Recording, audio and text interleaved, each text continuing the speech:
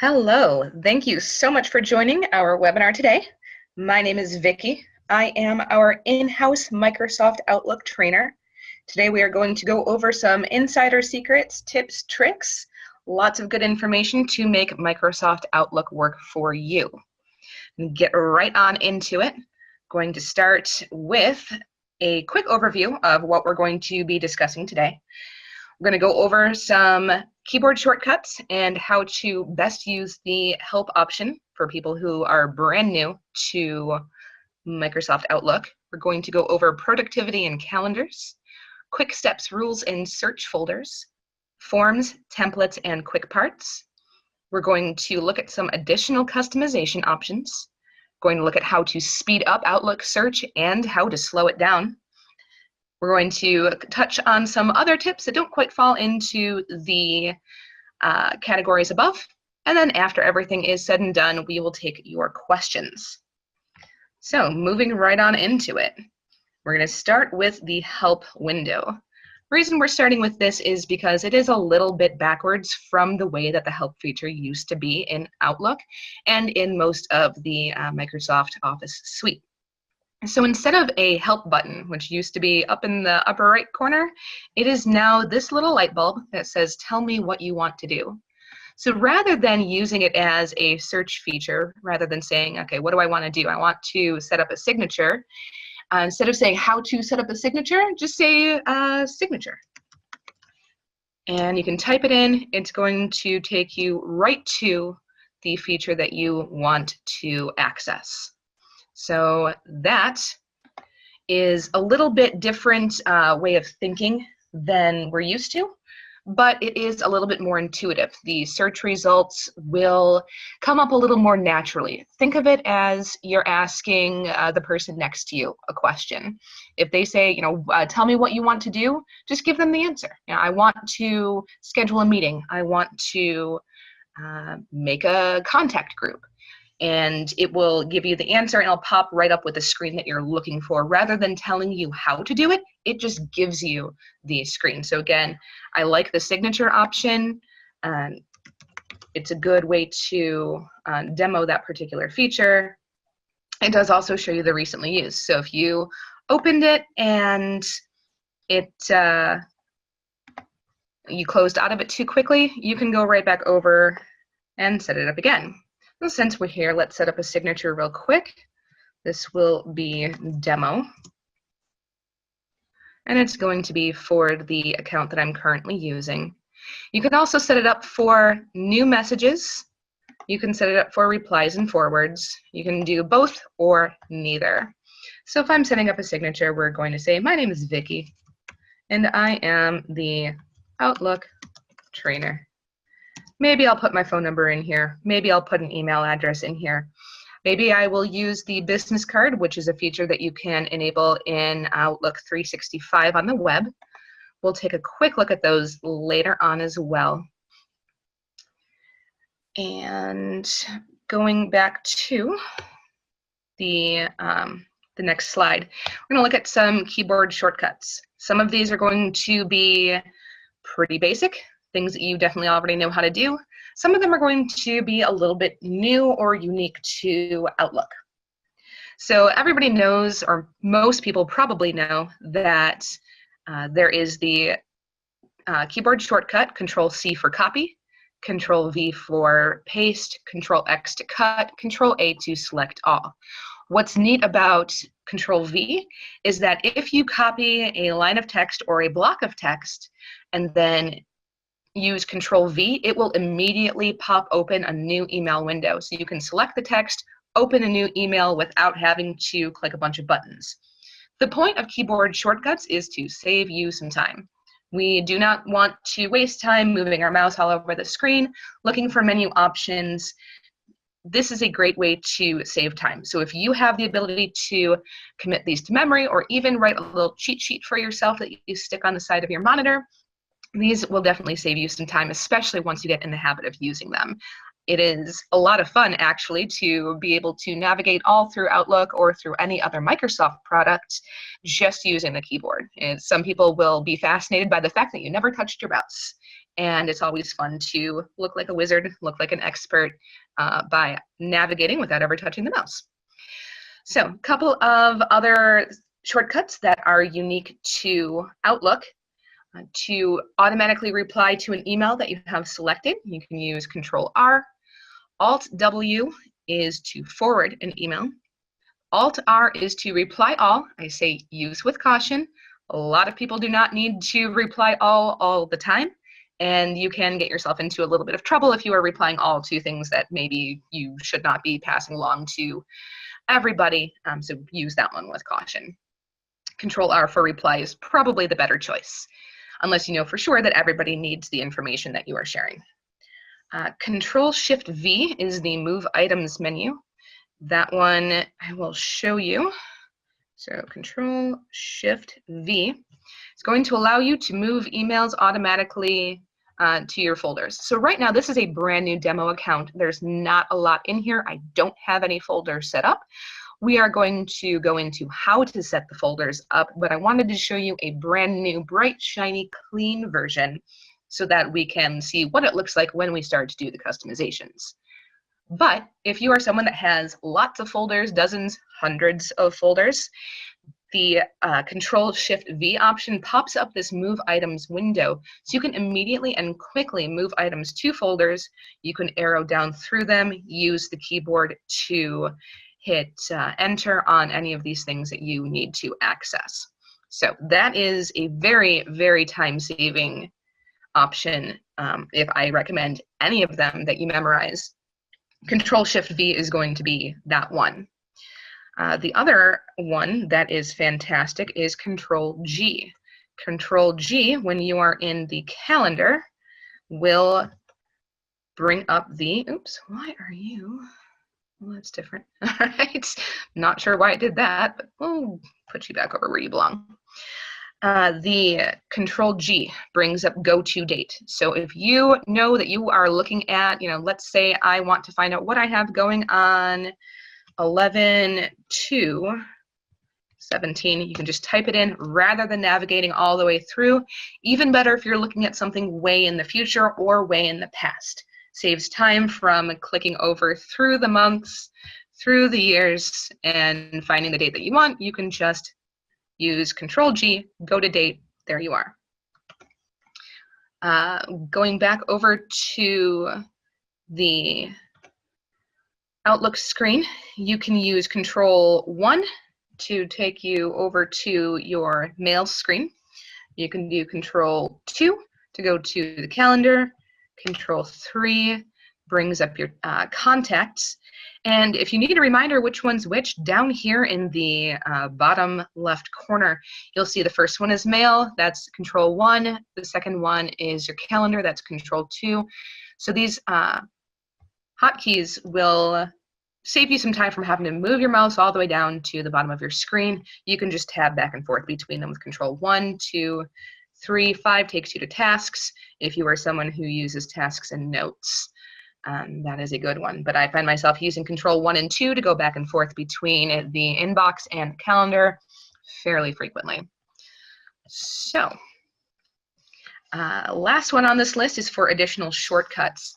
If you right-click anywhere in Outlook or in any of the Microsoft programs, you will see that there are underlined letters on the menu. So if you forget what it is that you are looking to do, or if you forget what the hotkey is, right-click where you want to go and look at the menu options. The underlined letter is going to show you what hotkey you're going to use. So if you forget that replying is Control-R, you open this up, you see, oh, the R is underlined, that's my hotkey. So even if you don't memorize everything, or if you find out later on that there's a feature that you're going to use a lot, and you want to have a hotkey, or you want to know if there's a hotkey, that's a great way to look that up. All right, moving on, productivity and calendars. So of course, productivity is going to be a hot button important thing that most businesses are looking to maximize. You want to make sure that you are getting the most out of your time, the most out of your employees. So we are going to look at ways to make your life easier within the Outlook environment. All right, the biggest one, especially if you have a lot of emails coming in all the time, especially if you end up with a lot of email threads, is going to be toggling over to the conversation view. If you're used to using Gmail, you may, or other webmail features, or other webmail options, you may be used to a conversation view. If you are an Outlook user primarily, the old way of doing it was having every single email in its own line, its own option. Now we have the option here to switch over to conversation view. So as you can see, every email that I have here is all part of the same conversation. I'm talking with myself like I have some sort of 3 personalities as opposed to just 3 email accounts. We're discussing what I'm going to have tomorrow for lunch. So if I want to minimize how much clutter, because right now this is taking up 4 lines when it's all one conversation, what I can do is go over to the View tab and click this box up here. It says Show as Conversations. So when I do that, it's going to compress everything into one message thread. I also have the option, if you look at this pop-up, I can apply this option to all mailboxes. If I want every mailbox that I have, every folder that I have, or all the folders in this account to show the conversation view, I can do that. Or if I just want this to be applied to my inbox, which might be nice if you look for a lot of specific emails that you have routed to different folders, a lot of things that maybe a reply has separate information, you may want to visually have those separated in other folders. You can apply it to everything or just the active folder. I'm going to apply it to all my mailboxes, and now I have one line for this conversation. So I can open it up and see the whole message thread. I apologize for how slow this is running. Normally it does not operate quite this slow. Something with the webinar going is making it take a hot minute to load some screens. But once it does pop up, you will see there. Now we can see that it is a threaded conversation. We can see everything that was on there with the most recent message at the top. So I'm going to close out of that. If I just wanted to see an individual message after I have it threaded, you can click this little arrow over on the left side to expand into a drop-down. Yeah. There we go. Again, I apologize. It's fighting me just a little bit, but there we go.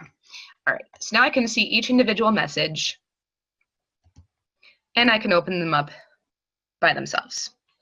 So a nice feature that is included in Outlook. Of course, we've already discussed about the integration with the calendar. The two definitely go hand in hand together. They are a very powerful tool to organize your life and maximize your productivity. So this popped up with the title Friday Lunch. I asked myself what we would like to have for lunch on Friday and what's a good time. Outlook is smart enough that it saw that I am talking about Friday and a time, and it's going to say suggested meetings. This pops up and gives me the option to set a meeting for lunch. It is intuitively going to know that I'm talking about Friday. Look, it gives me the time and the date. It even suggests 12 to 12:30. It sees lunch and knows that that is a popular time to have lunch. We can do that. I can enter a location. If I have location enabled, I can put in the address of a restaurant. It'll pop that up and give you the address right there in the email. If I want to do an online meeting, I can just type in online, and that will pop up that way. So let's say I want to go to, maybe I'm feeling like pancakes. I know we said tacos, but maybe I'm thinking of something else. So we're going to go to IHOP.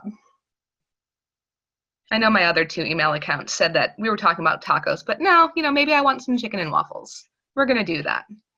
So now this event has been scheduled, and if we go over to the calendar, we can now see that I am having lunch at 12 at IHOP. I don't have the location enabled on this account just because for speed and being able to get through it, I didn't want it to cause any issues. But if you do have location enabled, then it will often give you the address for the most local restaurant. Works really well for chains like IHOP, like Applebee's, Starbucks. There's actually even a plugin where you can just go to a meeting at Starbucks. That is something that's built right in. So there are a lot of plugins that you can browse through in the Microsoft Store, see what's going to work for you. If you guys have, somewhere that you have frequent meetings, that is something that you can set up as a frequently used option. One other thing, if we are going to use the online meeting option, I am showing this screenshot here from the web version of Outlook. So this is the Outlook web access. If you have an enterprise Outlook account, you have the option to add Skype meeting, or add Skype meeting button, it's kind of a handful to say, right to the top of your email or calendar scheduling screens. I don't have that enabled on this free account because, again, this is just a demo account, but I do have it on my enterprise version that I use for work. So if I wanted to add a Skype meeting, I can just, all you do is you click the button right there that I have circled in blue, and you can invite people from this screen over here. If you have multiple people in your organization, it will show you their availability immediately. So you can see when is a good time. There is a suggested time button as well that you can click, and it will find a time that everybody is free or show you the time that most people are free. Once you send the invitation or the schedule for the meeting, it will pop up with the details right at the bottom. So right down here, this link that says join online meeting, that link will take you right to the Skype meeting at the time that the meeting is scheduled to happen. So that is a fantastic feature that saves you a lot of time. There are a lot of ways to customize those Skype meetings as well, including privacy settings. Maybe you don't want everybody to know that you're having a Skype meeting, so you lock it down to just people on your team. Maybe you want to invite absolutely everybody or leave it open-ended on your schedule. You can leave it as an open-ended item on your calendar. If you set your calendar to a public setting, so everybody in your organization can see it, anybody can hop in and join that meeting. If it's something that's a little bit more informal, whatever is appropriate for your workflow. One other thing that is pretty neat that we can do with these meetings, let's open this one up. You can take meeting notes. So one of the integrations that this has that I think is extremely powerful is the ability to use OneNote 2016 and take meeting notes. So let's say that I don't know what meeting or I don't know what notes I might want to take about my IHOP lunch, but if I wanted to do that, here's the way that that would work. I can share the notes with the meeting. So that would attach it to the meeting on anybody's calendar. Or I can take the notes on my own, and it will keep it locally to my account scheduled on, or attached to the event in my calendar. So I'll go ahead and take a note. And this may take a minute to load, so we'll just talk over it as it loads. If you are familiar with OneNote, oh, there we go. We'll just call it quick notes. All right, and as that opens, you have the ability to take notes that are very organized or lightly organized. If you have an entire notebook just for meeting notes, then it will show all of the notes from all of your meetings, which you can access through OneNote. Or when you go over to your calendar, if you open up a past meeting, it will show you the notes from that date. So you can see that it automatically shows that what this meeting is. So this is the lunch meeting. You can see the date and the time that it was scheduled. You can see the date and time that the meeting actually occurred, and you can see the participants. Once the meeting takes place, these will turn into checkboxes. It will show either that the person attended with a green check, or it will show that they didn't make it with an X. Very cool to be able to keep details on who was there. That way you know who got the messages or who got the information that was given in the meeting, who didn't. So if someone says, oh, I wasn't at that meeting, you can come back and check and see, yes, you were definitely at that meeting, you got that handout, you got that email, you got that information. Or you can say, oh, nope, looks like you weren't there that day. Great way to keep tabs on things, because if you are someone who has a lot of meetings and you don't necessarily take roll, it's a good way to completely forget about who was there. If you don't have that information already documented somewhere, you may not remember who was at every meeting. It's a lot of information to recall. This is a great way to keep that information, and it does show it by the date. So I love this feature. We're going to say, let's see, so I have my notes here. Notes. Oops. Oh, you please type in there. Okay, it's not wanting to let me type in, but we can save it and be done with it. Oops. All right. Then if you go back into the meeting notes, so if I close this out, you can go back into your calendar, open the meeting notes, or open the instance and then the meeting notes, either with the meeting or with the group or on your own, and it will show you those notes.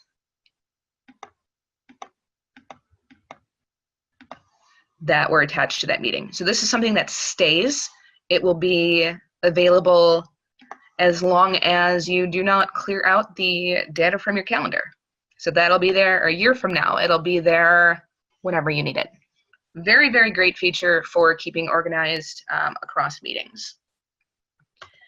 Right, next that we are going to move on. Oh, actually, I'm going to go back to one other quick thing. Want to touch on meetings or the calendars. Going back to the Home tab. Have the option to share your calendar, publish your calendar, or set global permissions. So if I want to just share my calendar with one person in my organization, I can invite them to accept that. I can invite them to add my calendar to theirs. If you have a team of a lot of people below you, maybe you want them to know where you're going to be, when your meetings are scheduled, when they can come and visit with you or bring things to your attention, or when you are simply not going to be in the office, you can share that with them. You can also request permission to view your recipient's calendar. So if you want this to be a reciprocal relationship where you can see their calendar, they can see yours, you can go ahead and check that box. So if you leave it unchecked, it says it's a sharing invitation. If you check it, it says it's a sharing request. So now you are saying, hey, I want this to be a back and forth. Please go ahead and share this with me. You can stick some notes in here explaining what you're doing and why. You can also set the permissions here to show availability only, limited details, or full details. So if you show availability only, it's just going to be blocked off in the calendar by the color that you set. If you have limited details, it'll show just the title. If you show full details, it'll have everything that's available. What room your meeting is in, what location it's at, any other details that you put in there, that'll all be available. So that is how to set the permissions there. You can also do the same thing if you wanted to do it globally with the calendar permissions. So if you want your calendar to be available to everybody in your organization, you can set that here. You can also allow for your calendar to be read-only, or you can allow it to be read and write.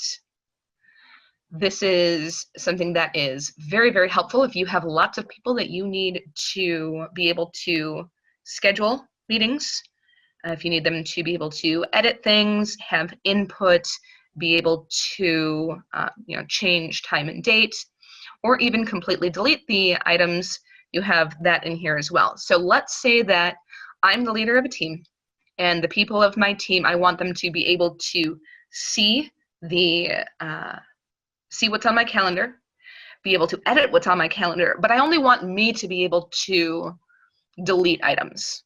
So I want them to be able to access them and change them, but I'm the only one who can take them away completely. You can set it to read and write, but I'm the only one who can delete items. You can also set it so that people can delete their own items. That way, if, say, I have a coworker or a team member that sets up a meeting and needs to later cancel that meeting, they can delete that entry, but they can't delete the entry of another team member, only their own. That option is available in the permissions as well. Or you can make it so that everybody who has access is able to delete anything that they feel the need to delete. So those permissions are right there in this nice, easy button right up here in the ribbon. It is under the Home tab on the meeting screen or on the calendar screen. So nice and easy access. You don't have to go digging through a bunch of submenus to find it.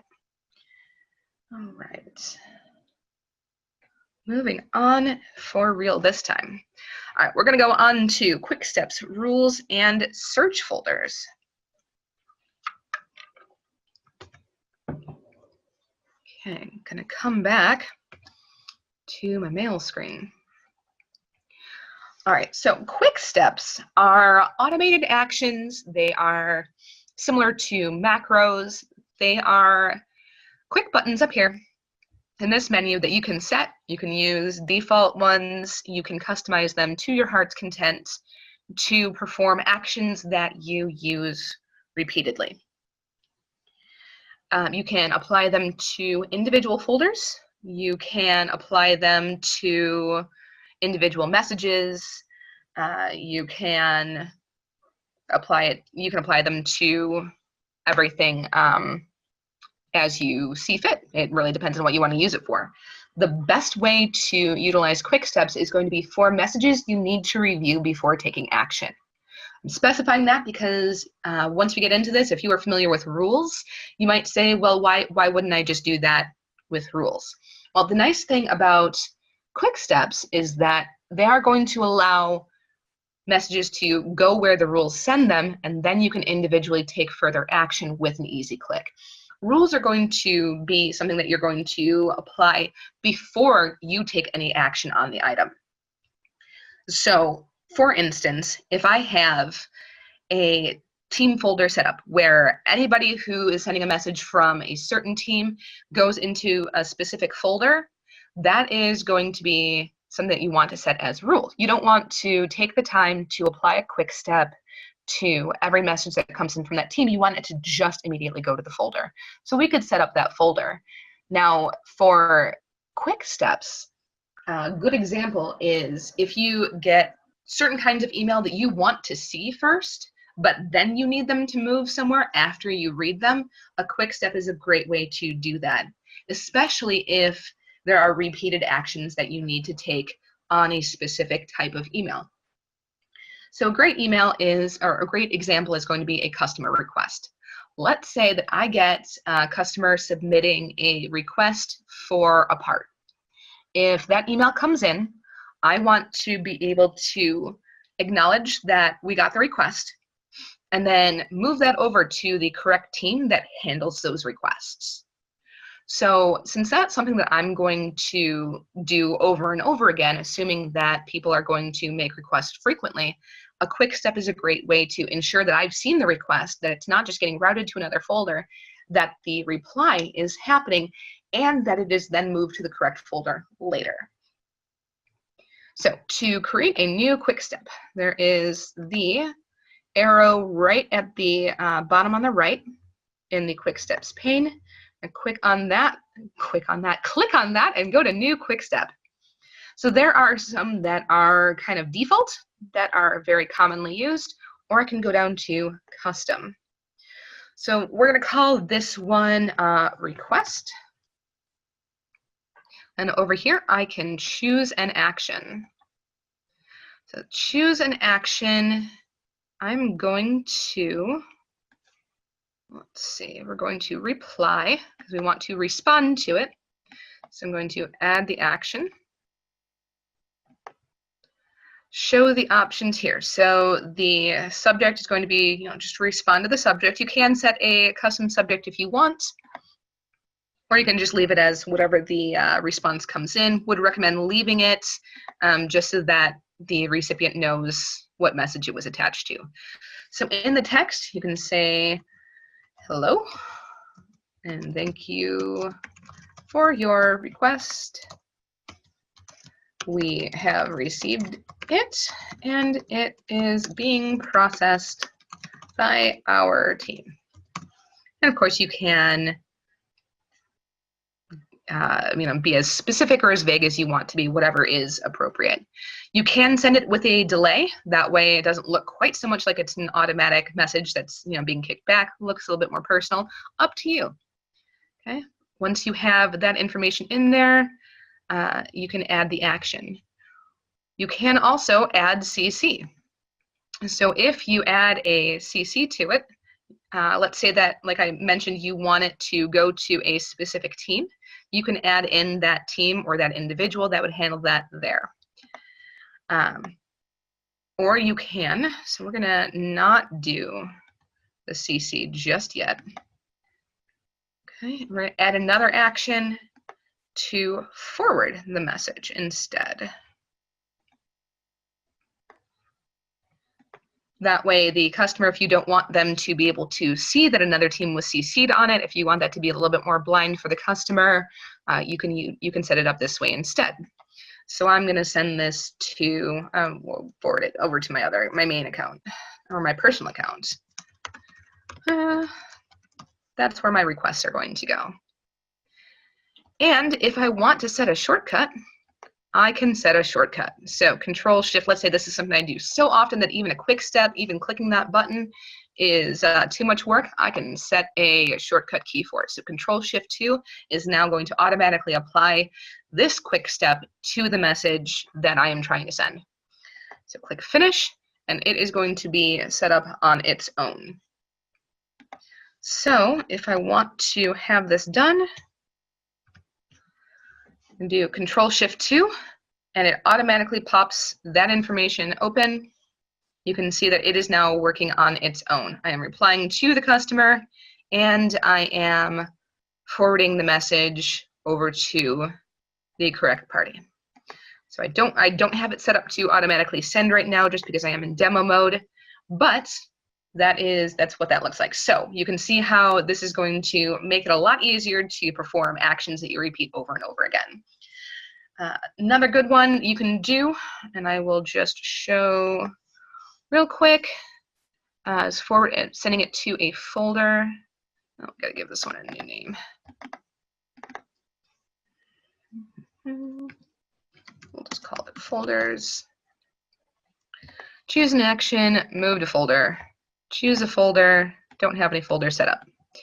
So I think it's going to make me add a folder first, which I'm not going to do just now. But an example for this is, let's say that there are emails coming through about finances.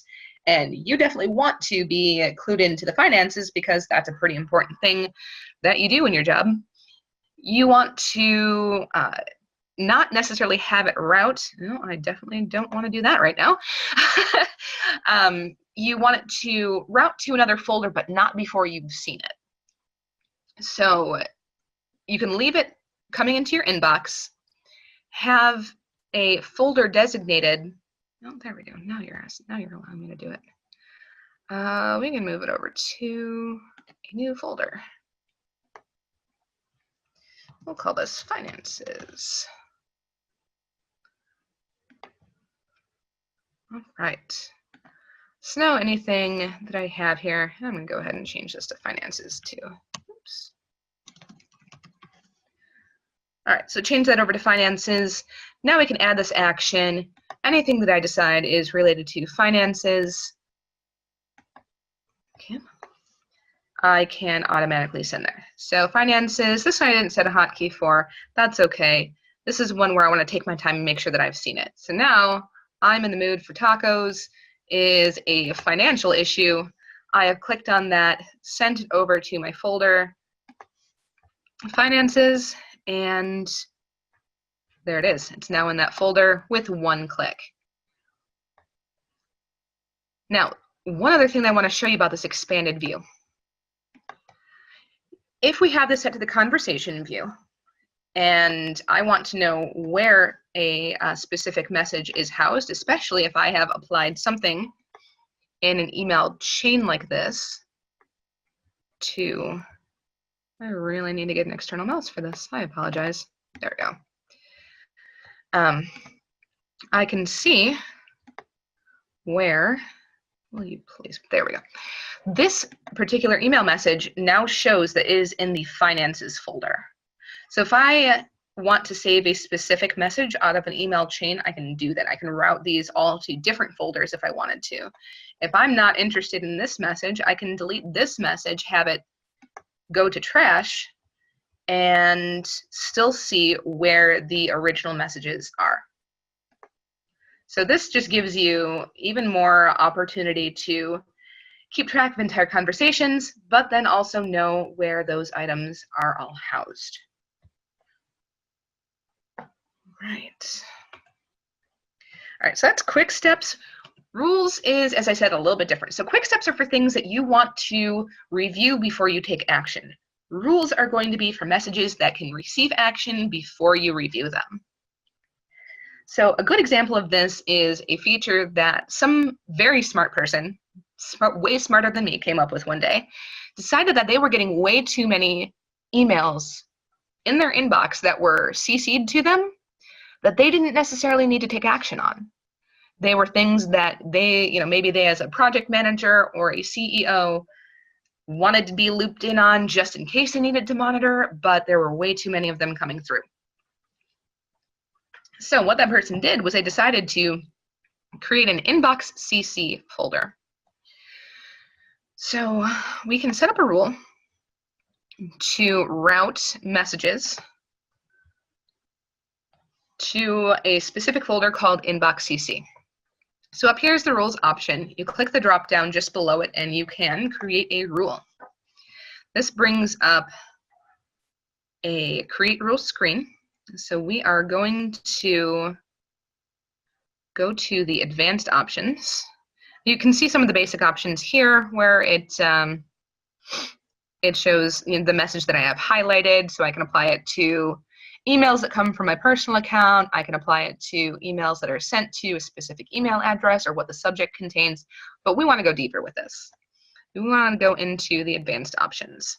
So to set up specifically the inbox CC option, you're going to want to select the option that says where my name is in the CC box.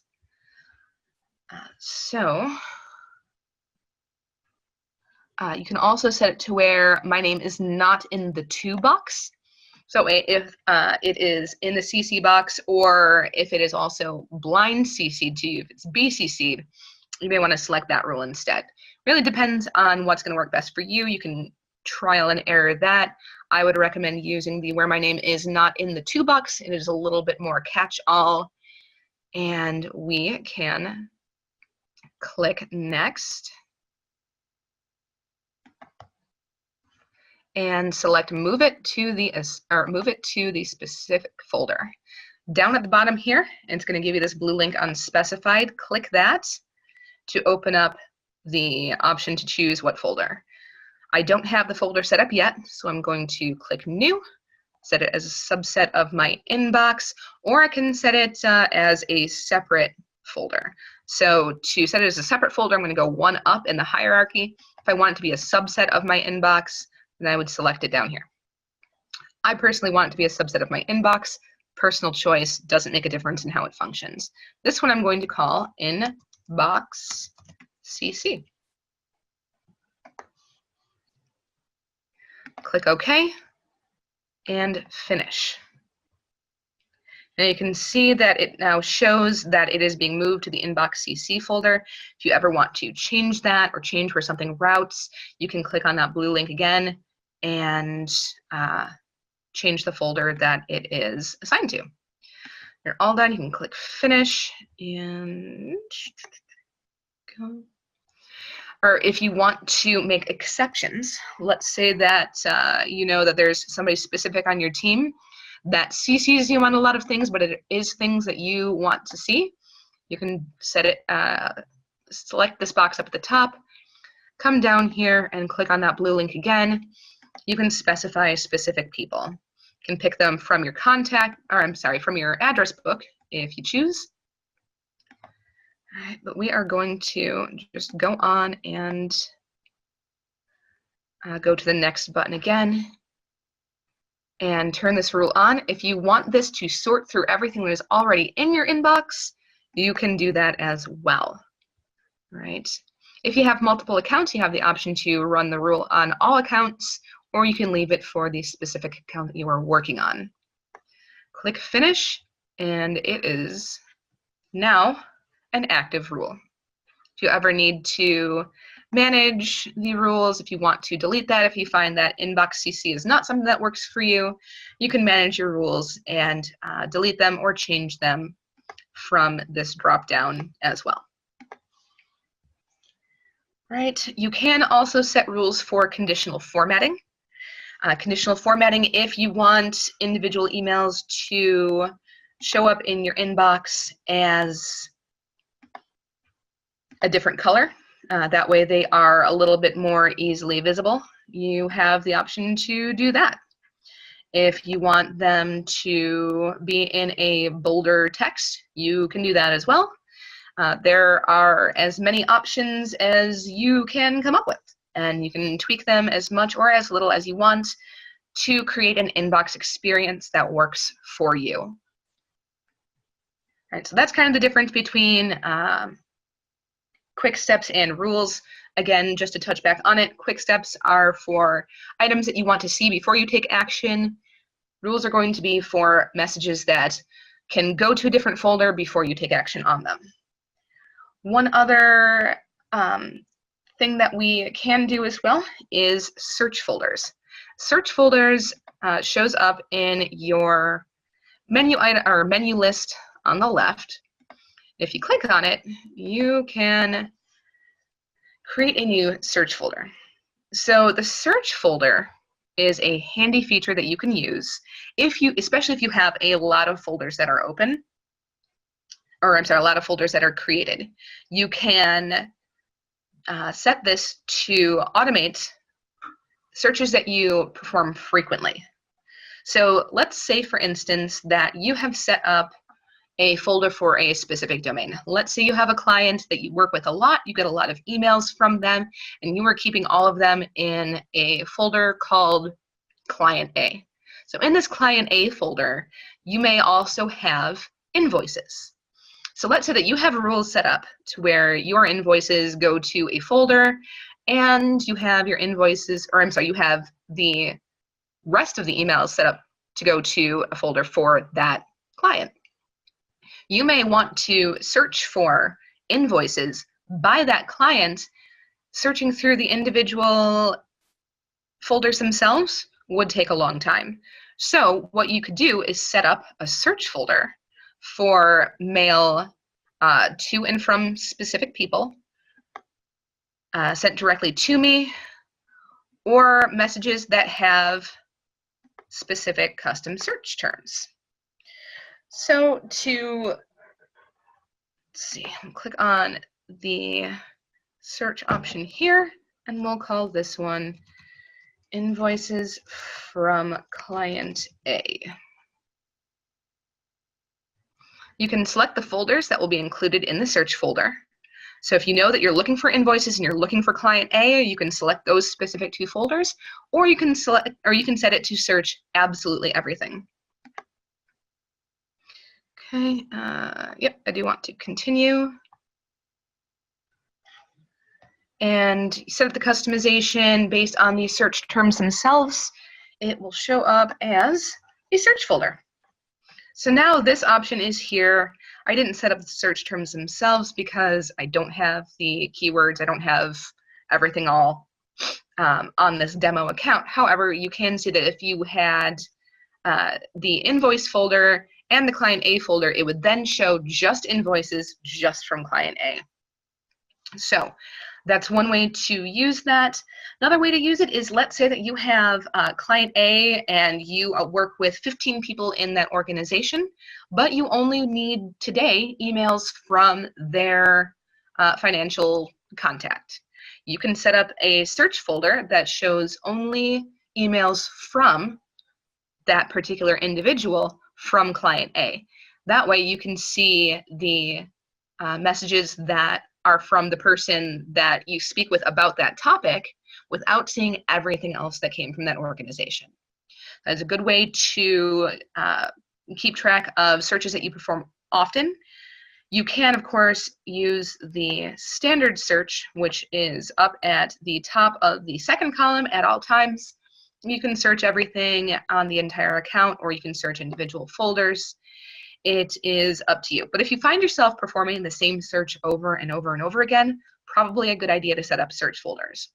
One caveat with search folders, this is a feature that is primarily functional for the Outlook desktop version. Most of the features that we're covering today are also available in the web version. This is something that is saved locally to your individual machine. The nice thing about Outlook is that it truly is just a window into the Microsoft Exchange server. It is not the server itself. So most of your features that you set up, your rules, your quick steps, and your folders are all going to be available from one machine to the other, also available from offline to online. Currently, search folders is something that is strictly local. So it's going to be on the machine that you set it up on. It's not going to show up on the web version. Per Microsoft, they are working on getting that feature enabled on the web version as well. So it is a feature that should be there eventually. If you absolutely desperately need it, please do reach out to us. We can tell you how to set it up. It does involve tweaking with the offline settings on the web version and then going through some settings on the desktop version. So it's a little clunky, but it is something that is there if you absolutely do need it. For most people, though, having it just set up locally is more than sufficient if you do use the search folders. So great feature. Unfortunately, not one available on, or not one easily set up on the web version at this time, but a feature that is in the pipes for Microsoft to bring to us eventually. All right, we're going to go into forms, templates, and quick parts.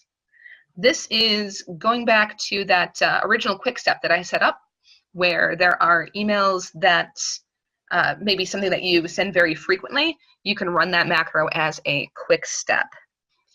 A couple of different ways. You can also set up emails that you use frequently. You can create a form, a template, or a quick part. Differences between the two. Forms and templates are for frequently sent emails, whereas quick parts are templates for frequently typed information. What's the difference?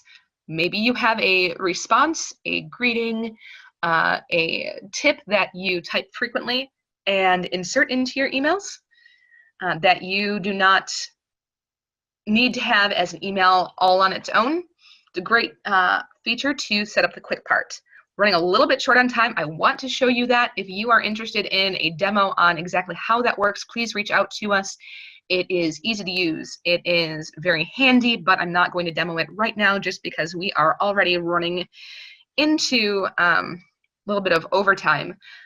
But it is a very cool feature. I want to show you all the cool stuff that we have.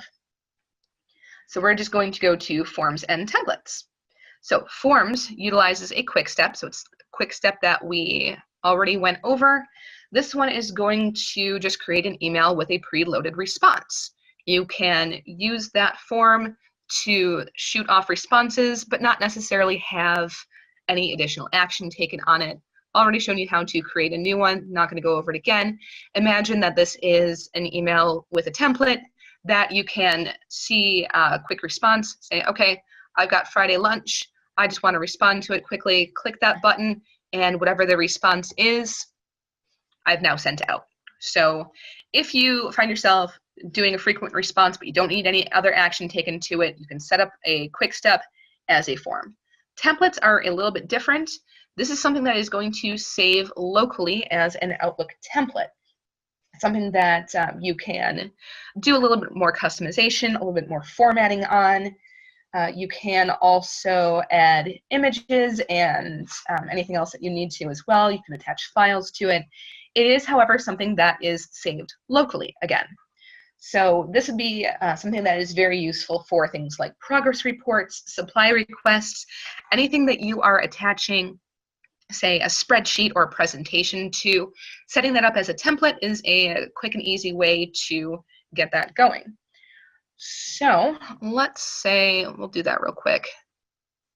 I am going to type in, we're going to call this monthly report. So if I'm typing in this monthly report and I have, let's see, this is my month, this is my date, and this is my information, see spreadsheet. What I can do is go to File and Save As. And with the Save As option, I can save it as an Outlook template. When you save something as an Outlook template, you can save it to whatever folder you want, and it will be available to you in this format anytime you need it. So especially if you have something that you are sending out frequently, such as a file or something with a lot of formatting that you don't want to go through copying and pasting, you can just set up this type of template, save it locally, and have it available to you whenever you need it. Again, I emphasize that this is saved locally because this is something that's going to save for you on the machine that you're working on, but not necessarily be available in the cloud. You're not going to see it on the web version. If it's something that you definitely need available there, maybe set it up as a quick step instead. So it's a great feature, very neat, very powerful, but again, you just kind of have to weigh and choose how you are going to be using it. All right, going on to the next, how to speed up Outlook search and how to slow it down. Why would you want to slow down Outlook? Well, you don't. So a quick tip that we're going to touch on, a lot of organizations still use PST files. These are files that save absolutely everything attached to your Outlook account, and it is saved locally. Whether it is to an individual machine or to a server, it is not a good idea to have that sort of backup. Microsoft Exchange does have the option, obviously, to be saved to the cloud, or the files that are on Microsoft Exchange are saved to the Exchange cloud. So you don't want to necessarily have a backup that is constantly running to a local machine. A couple of reasons. One, if it does corrupt, it's gone. If anything happens to your local machine or to your local server, it's gone. Number two, the file size becomes far too big. You are going to run into performance issues. You're going to run into possible data corruption issues. Number three, it will cause the file server to be bogged down. It will cause some issues with the file server itself. If you are someone who knows a lot about file servers, you will know that it specifically on the Exchange services, please do not do this. Do not set it up this way because it will cause issues with the data that you're trying to save, especially as it gets bigger, especially if you're in a bigger organization. So please don't use PST files. It is actually recommended not to use them. They are available for, if you have very small backups that you want to use, but there are better ways to do it. One of the better ways to do it is to archive your files. If you want to clear out but not permanently delete your old emails, you can archive them. You can do it automatically, set it up, or you can do it manually when you decide that it needs to be performed. I recommend setting it up automatically.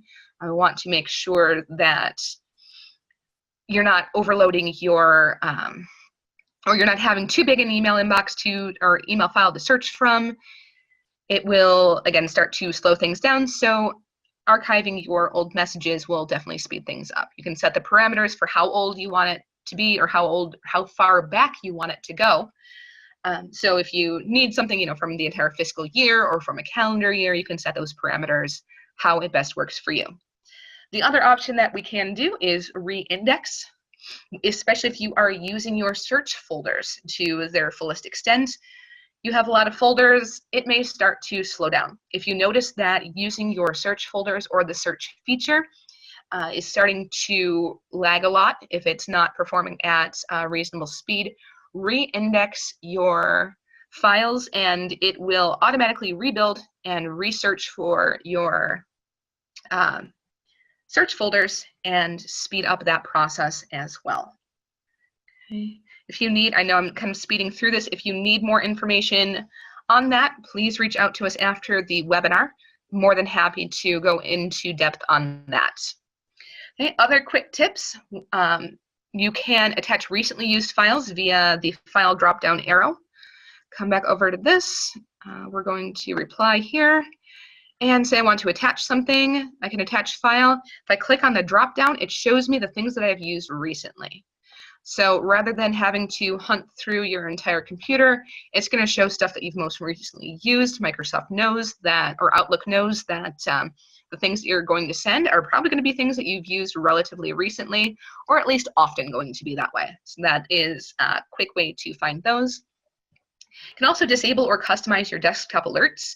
If you get a lot of email and you are getting desktop alerts for all of them, your computer is probably pinging away all day long. Customize them so they only pop up for people that you absolutely need to see their messages right away, or you can disable them entirely so it leaves you alone when you're not looking at your inbox. You can also add a second time zone to your calendar. If you live near a where the time zone switches from one to the other, or if you have clients or customers that are in another time zone, and you find yourself not quite knowing necessarily which time zone you're talking about, you can set up your calendar to automatically, or to have another time zone parallel to the time zone that you're currently in when you are viewing by individual days. And it's a good way to make sure that you are assigning tasks or scheduling meetings at times that are appropriate for everybody in all time zones. All right, you can also, when you are sending files, I will attach a file to show you. Oops. I'm going to attach the PowerPoint that we're using here. Now, options that I have, I can share this as a link to OneDrive, or I can share it as a file that will be attached in the old traditional way, so that everybody gets a copy, whoever is attached or whoever receives the attachment. The nice thing about setting it up from OneDrive or as a link to OneDrive is that it allows collaborative editing. If you have a file, let's say an Excel spreadsheet that you want multiple people to be able to edit, if you send the link to OneDrive, everybody is now editing one file, as opposed to the local file that would be attached individually. If I make a change on my local file, you're not seeing that, or my teammate isn't seeing that change in real time. Collaborative editing available on OneDrive, excellent way to work on something across the board with your team. Last tip that I have here is exporting contacts and important messages for backups and transfers. If you have multiple email addresses, if you have multiple accounts, or if you just need to back up your contact periodically, which is not a bad idea, you can export your contact, you can export important messages and save those locally, or you can save them to a personal cloud drive. So that is just a good way to make sure that you have your data backed up, or you can quickly and easily transfer it to other accounts, save you some time there as opposed to building it from scratch. So that is everything that I have. I thank you so much for attending. I appreciate your time. I hope you got some good and useful information out of this. But if you have any in-depth questions that we did not cover, please feel free to reach out to us after the meeting or anytime down the road. We are always happy to give you more information to help you out, to help your business meet its needs. Everybody have a great day. Thank you so much.